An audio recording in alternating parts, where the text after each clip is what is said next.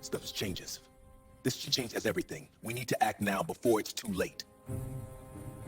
The boardroom was silent. 27th floor. Floor-to-ceiling windows overlooking the city. A table that cost more than most people's cars. 12 executives sat perfectly still. Expensive suits and leather portfolios spread before them. This was the final meeting. The contract signing. For $100 million. The biggest acquisition in the company's history. And then the doors burst open. 2 security guards dragged in a man. Mid-30s. Dark skin. Janitor's uniform. Gray, dusty, stained at the knees. His hands trembled. His eyes were wide with fear and determination. An executive wrinkled his nose. Why is the cleaner interrupting a $400 million acquisition meeting? The CFO, Marcus Hale, leaned back in his chair, smirking, confident. Security, remove him, now. But the janitor lifted his head. His eyes were steady. His voice barely held together. Sir, if you sign that contract, everything you built will collapse. Laughter erupted across the room. Someone whispered loudly, throw him out. The janitor doesn't understand numbers. Another exec muttered, this is embarrassing. But billionaire CEO Adrian Cole, sitting at the head of the table, pen poised above the signature line, noticed something. The way the janitor stared at the financial documents spread across the table. Like he'd seen them before. Like he understood exactly what they meant. The janitor took one shaky breath and delivered the sentence that froze the entire room. This is the same scheme you survived 8 years ago. The one I tried to expose before your board ruined my life. Adrian's eyes widened. Marcus Hale's face drained of color. The pen slipped from Adrian's hand, and the room erupted in chaos. This is the story of Sam Okoro, a man who fell from rising star to invisible worker, a man who lost everything trying to tell the truth. And the day he decided to try one more time, even if it destroyed him. This is a story about power. Who holds it, who abuses it, and the one forgotten man who refuses to stay silent, even when silence is the only thing keeping him alive. It's about how brilliance can be buried, but never destroyed. How the people we overlook carry truths we refuse to see. And how sometimes the person cleaning your floors is the only one who can save you from ruin. Before we dive into Sam's story, take a second to hit that subscribe button and turn on notifications. We share stories about justice, courage, and people who fight for what's right, even when the world tries to bury them. Drop a comment below. Where in the world are you watching from? We love hearing from you. Now, let's go back to the beginning. Sam Okoro was 36 years old. He worked the night shift as a janitor at Vanguard Financial, a billion-dollar investment firm in downtown Manhattan. He arrived at 10 p.m., left at 6 a.m. He mopped floors, emptied trash bins, cleaned conference rooms where deals worth millions were made. To everyone in that building, he was invisible. Executives walked past him without acknowledgement. Assistants scheduled late meetings around his cleaning routes. Security guards knew his face but not his name. He was just the janitor. But Sam wasn't always a janitor. 8 years ago, he was a rising star, a finance intern at the same company. Brilliant, ambitious, the kind of person everyone said had a bright future. He'd graduated top of his class from NYU. Double major in finance and economics. Scholarship student who worked 3 jobs to pay for books. He joined Vanguard's internship program at 24. Within 6 months, he was outperforming analysts twice his age. He spotted patterns others missed, found inefficiencies no one else saw, predicted market shifts with eerie accuracy. His supervisors called him a prodigy. His mentor told him he'd be a VP by 30. And then he made one mistake. He told the truth. It started with a routine audit. Sam was assigned to review a series of offshore transactions. Nothing unusual, just standard due diligence for a small acquisition. But as he dug through the numbers, something felt wrong. Funds moving through shell companies, hidden liabilities, inflated asset valuations. It was subtle, designed to be invisible. But Sam saw it. He brought it to his supervisor. "Sir, I think there's fraud in the Meridian deal. The numbers don't add up. Someone's hiding losses." His supervisor, a man named Marcus Hale, smiled. "Sam, you're still learning. Sometimes deals are complex. Don't worry about it." "But sir, if we proceed." "I said don't worry about it." Sam couldn't let it go. He spent the next 2 weeks building a case, documenting every discrepancy, every hidden transaction, and then he went over Marcus's head. He sent a detailed report directly to the compliance department. Within 48 hours, his life imploded. He was called into HR, accused of accessing files without authorization, stealing confidential information, attempting to sabotage a major deal, insubordination. He tried to defend himself. "I was doing my job. I found fraud. You overstepped. You violated protocol. You created chaos. But the numbers are none of your concern anymore." He was fired, blacklisted. His name was quietly poisoned in every firm in the city. No one would hire him, not as an analyst, not as a consultant, not even as an entry-level clerk. Within 6 months, Sam was broke.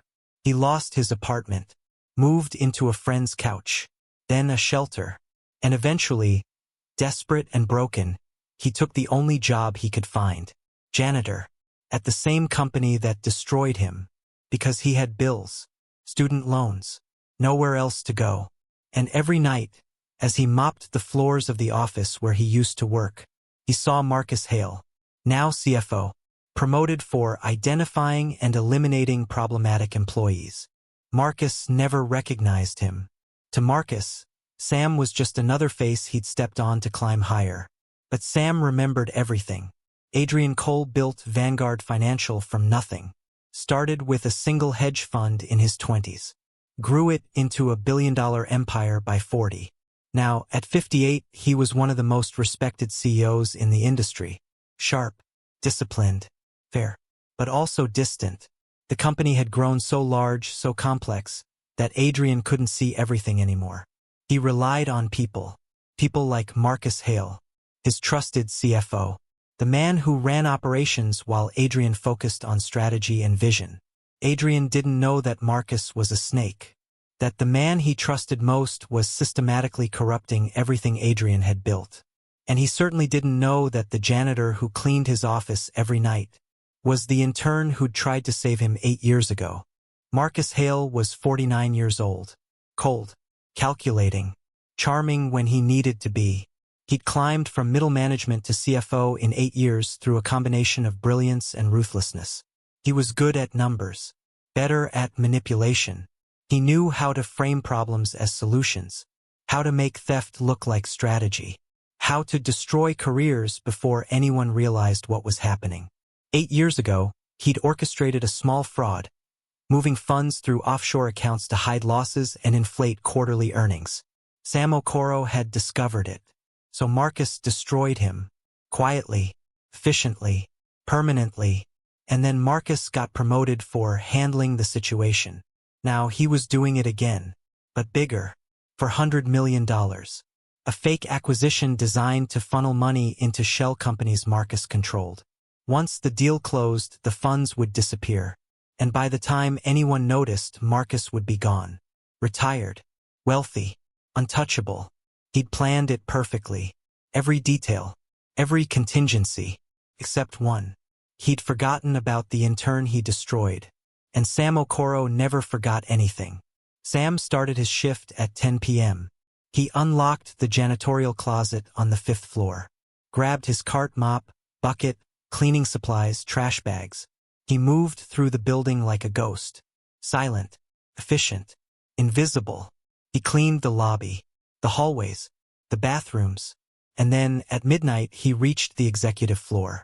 Conference rooms, private offices, the places where power lived. Sam worked methodically. He'd learned over 8 years to keep his head down, to never linger, to never look at anything he wasn't supposed to see.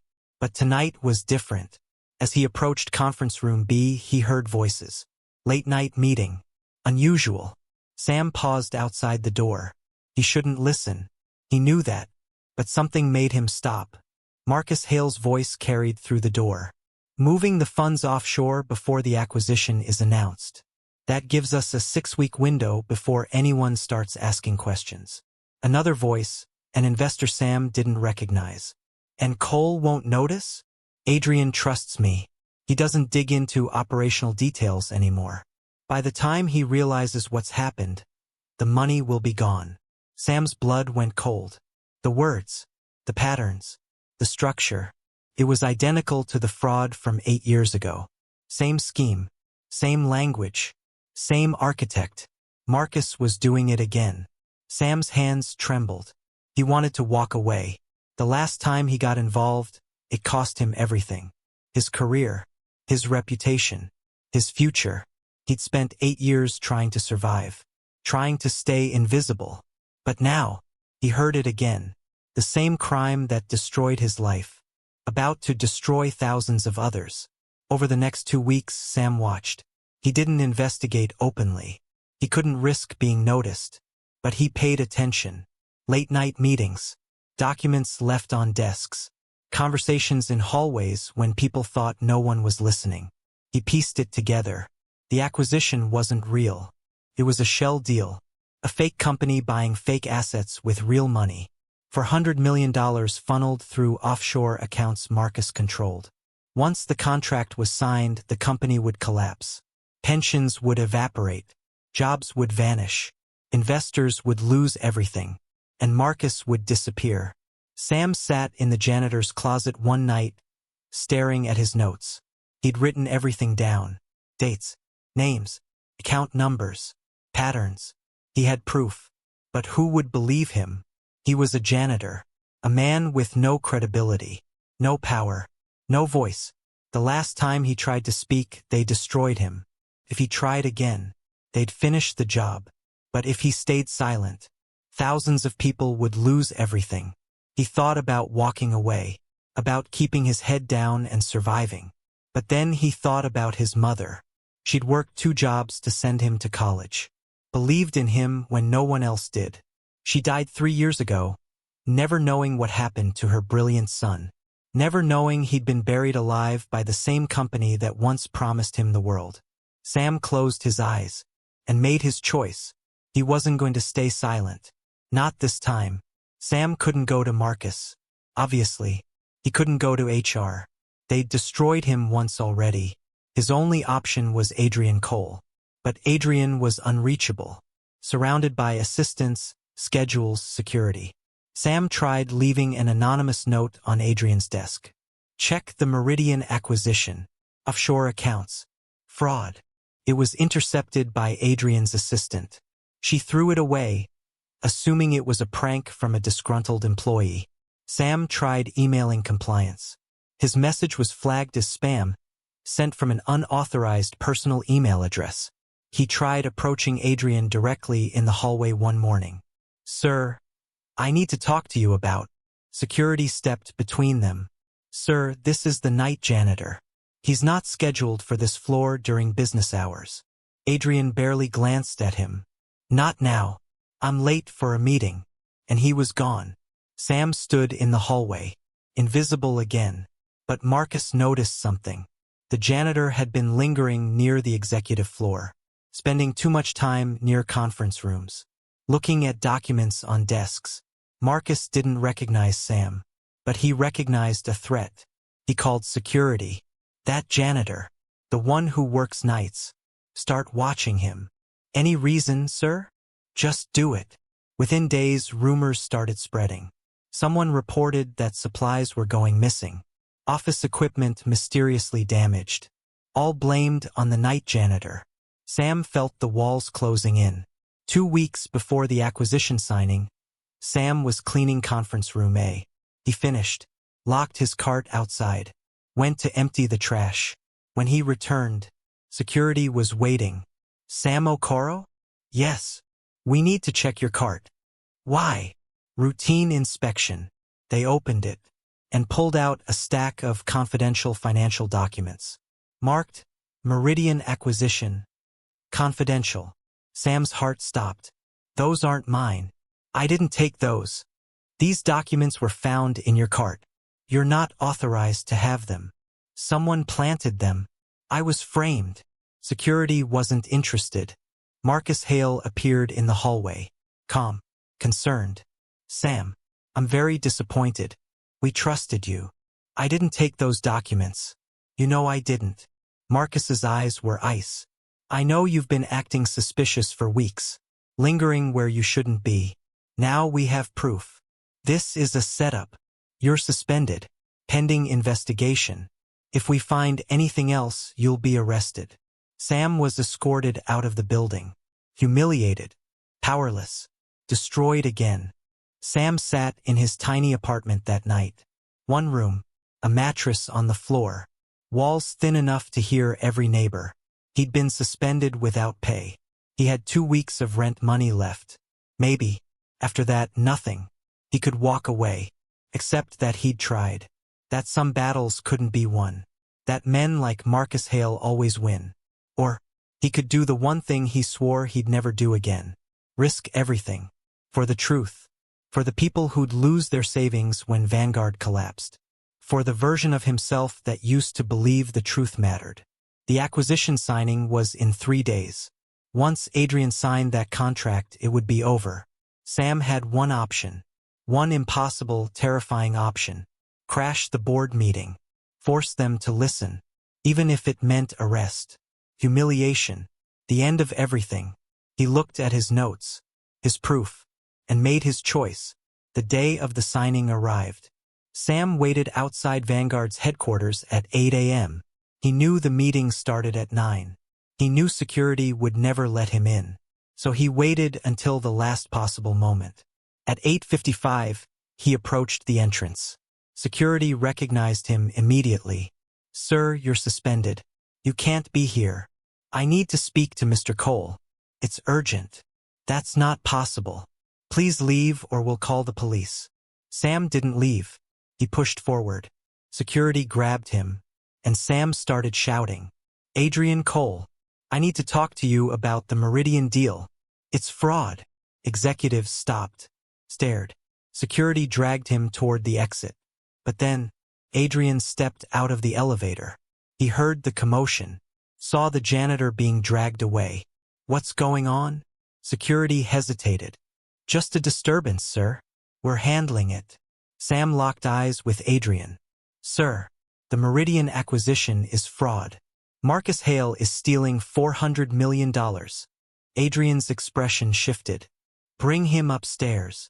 Sir, he's suspended for. I said bring him upstairs. They dragged Sam into the boardroom. 12 executives. Lawyers. Marcus Hale at the center, calm and smiling. Sam stood there, dirty uniform, trembling hands, surrounded by people who saw him as nothing. Adrian sat at the head of the table. You have 2 minutes. Speak. Sam took a breath. Sir, 8 years ago I was an intern here. My name is Sam Okoro. I discovered fraud in a deal Marcus Hale was running. I reported it. And I was destroyed for it. Adrian's eyes narrowed. He remembered. That was you. Yes, sir. They told you I was stealing information.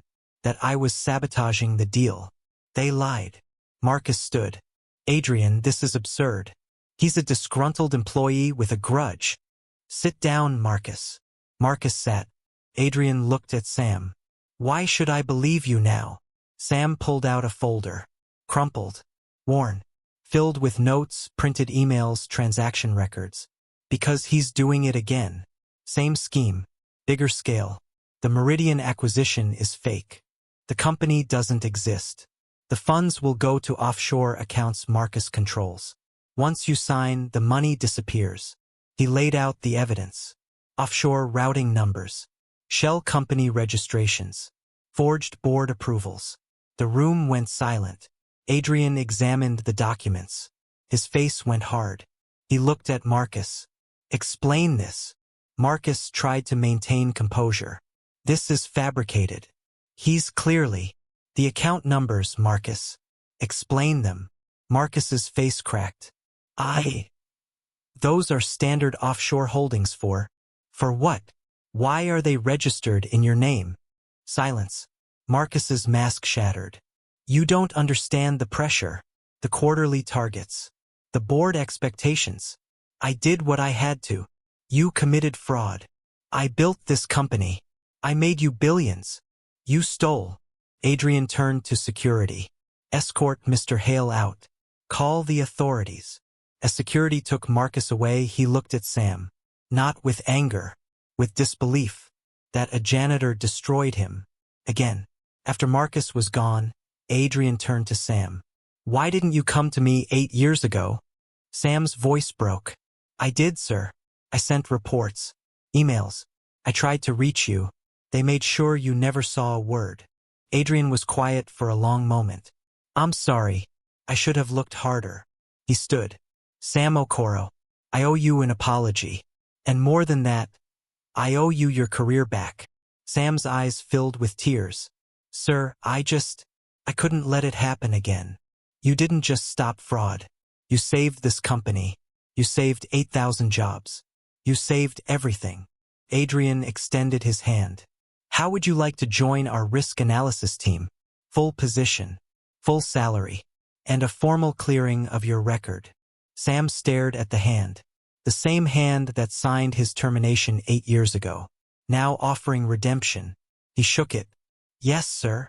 6 months later, Sam Okoro walked into Vanguard Financial. But this time he wasn't carrying a mop. He was wearing a suit. He had an office on the 15th floor. A title. Senior Risk Analyst. A team that respected him. And every morning, when he passed the janitorial closet where he used to keep his cart, he remembered the 8 years he spent invisible, the humiliation, the poverty, the silence. But he also remembered the moment he decided to speak. The moment he chose truth over safety, dignity over survival, and how that one impossible choice saved everything. In a world that tried to erase him, Sam didn't just reclaim his future. He saved a fortune, exposed corruption, and proved that brilliance can be buried, but never destroyed. The people we overlook carry truths we refuse to see. The voices we silence hold warnings we desperately need. And sometimes the person cleaning your floors is the only one who can save you from ruin. If this story moved you, hit that like button and subscribe for more stories about courage, justice, and people who refuse to stay silent. Drop a comment. Where are you watching from? And have you ever had to fight for the truth when no one believed you? We'd love to hear your story. Until next time, your voice matters. Never let anyone convince you otherwise.